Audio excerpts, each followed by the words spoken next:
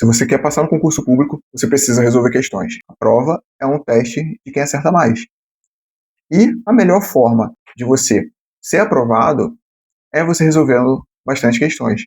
Mas você vai resolver as questões de maneira deliberada? Não. Você vai resolver questões de maneira focada, com um método, com um objetivo. Vai ter um retorno com base naquilo, né? É interessante vocês assinarem um site de questões. Eu tenho aqui à minha disposição mais de 10 mil questões em livro. Acho que tenho 15 mil questões em livro. Porém, eu sou assinante do Tec Concurso. Eu tenho minha assinatura lá, mesmo quando eu não estou resolvendo questões, que já teve épocas que eu fiquei sem estudar, e eu continuava pagando. Por quê? Por causa do benefício de ter um site, uma plataforma de estudos. E nesse vídeo eu vou falar aqui alguns benefícios. Um deles é a memorização ativa. Quando você está assistindo uma videoaula, você fica num estudo muito passivo. Você só recebe aquela carga de informação, mas você não consegue se testar e avaliar se você consolidou aquele conhecimento. O estudo ele ajuda na fixação do conhecimento que você adquiriu ali.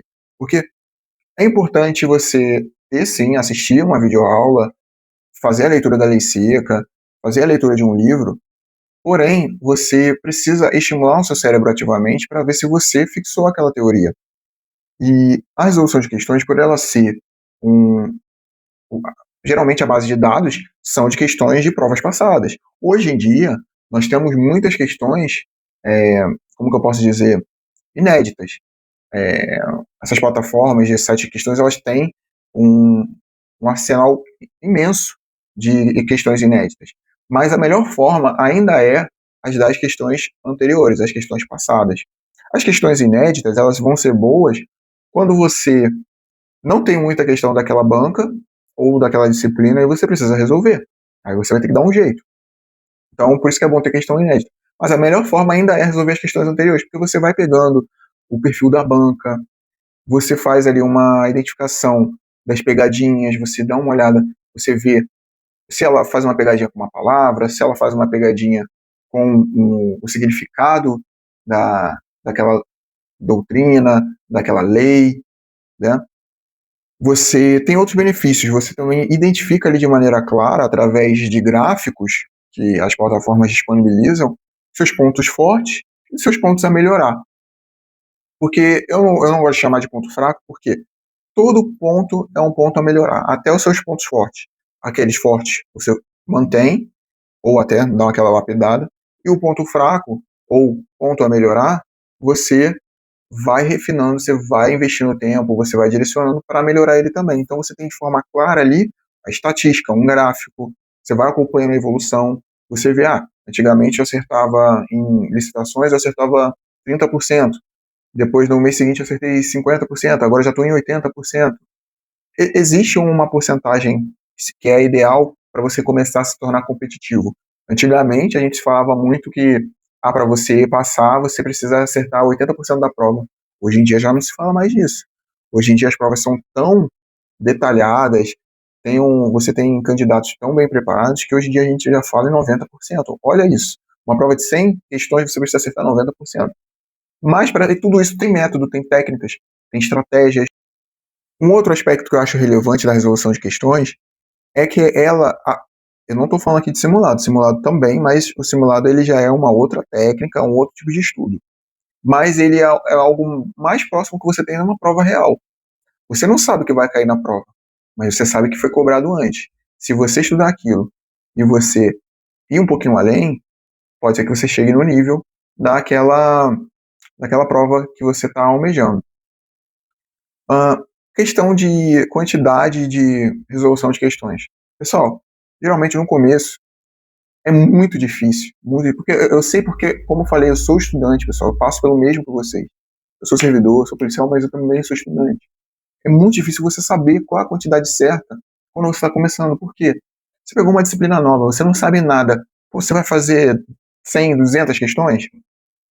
Você acha mesmo que vai fazer? Se fizer, vai ser alguma coisa assim, pouco produtiva. Vai ser uma coisa mais pro seu ego.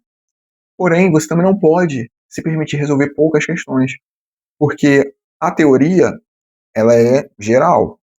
As questões, elas te direcionam. Então, se você está focado numa. Vamos dar um exemplo aqui: você está focado na Guarda de São Paulo, você quer passar lá, é interessante que você comece estudando pela última banca. E aí você vai focando naquilo. E às vezes no seu material, seja um material, um livro ou uma videoaula, você foi lá, estudou de fato. E você resolveu a questão e errou. Mas você estudou, você estava bem. Aí você viu, pô, não tem isso no meu material. Por quê? Porque a banca aprofundou o conhecimento e foi além. É interessante você resolver questões por esse motivo também. Outro bom motivo de você resolver questões quando você está iniciando é para você começar a sentir o que é exigido, para você começar a ter essa noção.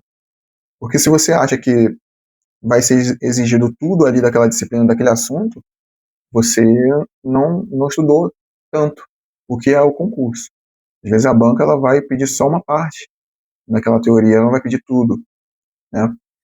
E eu estipulei uma meta que, assim, geralmente eu gosto de falar com os meus amigos, com as pessoas que me pedem uma orientação, de qual é a meta de resolução de questões.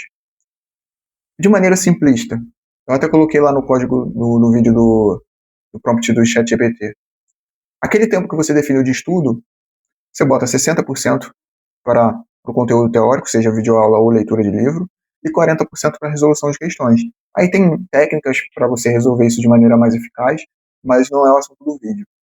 Por que esse 60-40? Porque você não sabe muito como vai resolver, quantas vai resolver, o que fazer. Mas se você se perder nas videoaulas, você vai ficar muito tempo só tendo aquele conhecimento passivo e pouco o conhecimento ativo, né, o conhecimento tácito. Você vai ter pouco ali. Para quem está começando é isso. Para quem já é nível avançado, e tem momentos, né? Tem um momento pré-prova, tem um momento sem edital, pré-prova, né, tem tudo. Mas acho que de quem já está num nível avançado, uma quantidade ali saudável, que dá para fazer, mas são muitas questões, mas dá para fazer, são 100 questões por dia. Você pensa assim, caramba, 100 questões por dia? Então, em 30 dias são 3.000 questões? É, sim.